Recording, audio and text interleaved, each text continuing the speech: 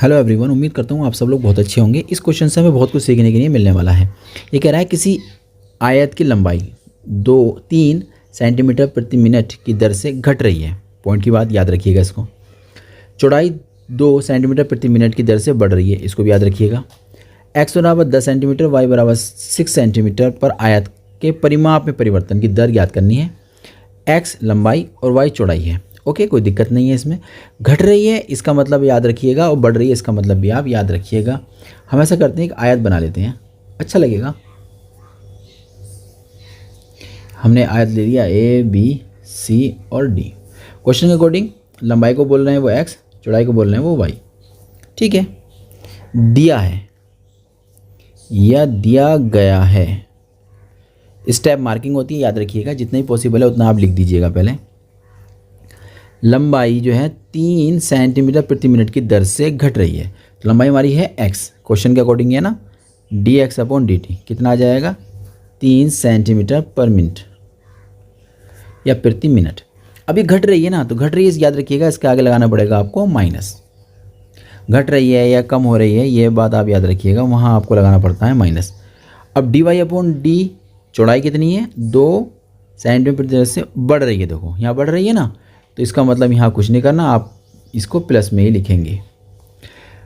Question ने कहा है कि आयत के परिमाप में परिवर्तन। ठीक है, आयत का परिमाप लिख लेते हैं।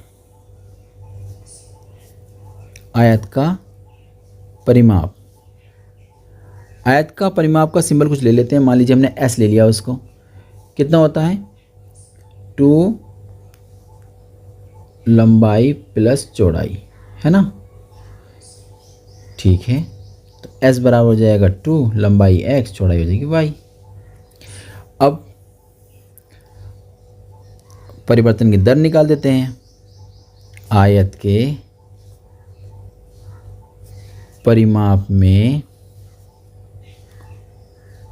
परिवर्तन की दर बराबर ds/dt। इतना आपका काम होगा। तो यहाँ पर क्या करेंगे हम लोग, s का मान डाल देंगे। वो कितना है 2 है, x प्लस y है। अब इसमें 2 तो कांस्टेंट है, वो बाहर आ जाएगा।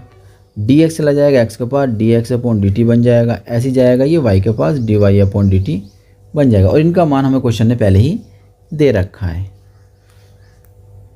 देखिए dx/dt का मान -3 और y वाले का था +2, है ना। इसको नोट कर देते हैं, -3 + 2। फाइनल कितना बन जाएगा 2 ब्रैकेट अंदर बचेगा -1। फाइनल निकल कर माइनस का, फाइनल निकल कर आ रहा है आपका -2 और ये हो जाएगा सेंटीमीटर प्रति मिनट।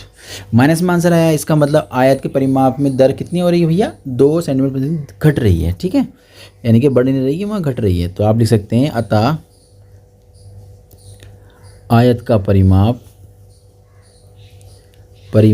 आयत का परिमाप 2 सेंटीमीटर प्रति मिनट की दर से घट रहा है। तो उम्मीद करता हूँ क्वेश्चन अभी समझ में आ गया होगा। हम लोग मिलते हैं नए क्वेश्चन के साथ।